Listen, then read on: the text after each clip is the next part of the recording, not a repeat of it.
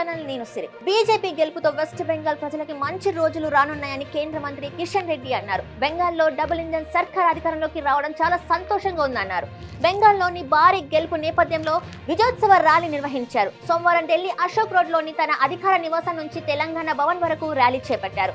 ఈ ర్యాలీలో ఆయనతో పాటు పెద్ద సంఖ్యలో కార్యకర్తలు పాల్గొన్నారు. చివరిగా తెలంగాణ భవన్ లో అంబేద్కర్ విగ్రహానికి పూలమాల వేసి ర్యాలీని ముగించారు. అంతకుముందు ఆయన నివాసంలో కిషన్ రెడ్డి మీడియాతో మాట్లాడారు.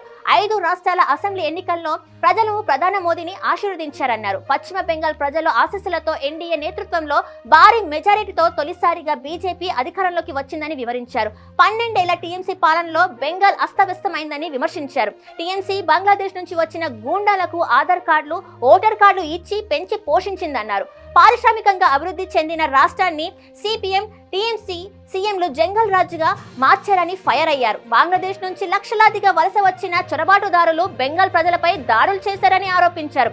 తృణమూల్ అండతో బెంగాల్పై చేయని దౌర్జన్యం లేదన్నారు. ముఖ్యంగా బాంగ్లాలో కోల్ మైనింగ్ ప్రభావిత ప్రాంతాలలో టీఎంసీ ఎమ్మెల్యేలు, మంత్రులు ఇల్లీగల్ మైనింగ్ చేస్తూ ప్రభుత్వ ఆదాయానికి గండి కొట్టారని ఆరోపించారు. ఈ అక్రమ దందాను అడ్డుకోవాలని ఎన్నిసార్లు కోరిన మమతా బెనర్జీ స్పందించలేదని తెలిపారు. అందుకే రాణిగంజ్ సహా వివిధ కోల్ బెల్ట్ నియోజకవర్గాలలో బీజేపీ బంపర్ మెజారిటీతో గెలిచిందన్నారు.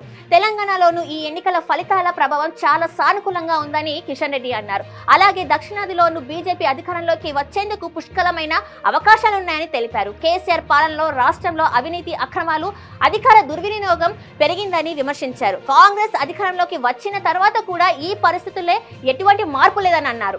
కాంగ్రెస్ పార్టీ పూర్తిగా దేశంలో కనుమరుగైందని విమర్శించారు. రాహుల్ గాంధీ నాయకత్వంలో ఆ పార్టీ తుడుచుకుపెట్టుకుపోయిందన్నారు. దేశ ప్రజలంతా దేశంలో డబుల్ ఇంజన్ సర్కార్ రావాలని కోరుకుంటున్నారని తెలిపారు. ప్రధాని మోదీ నేతృత్వంలో అందరూ కలిసికట్టిగా పనిచేసి బీజేపీని అధికారంలోకి తీసుకువచ్చేందుకు కృషి చేస్తామన్నారు.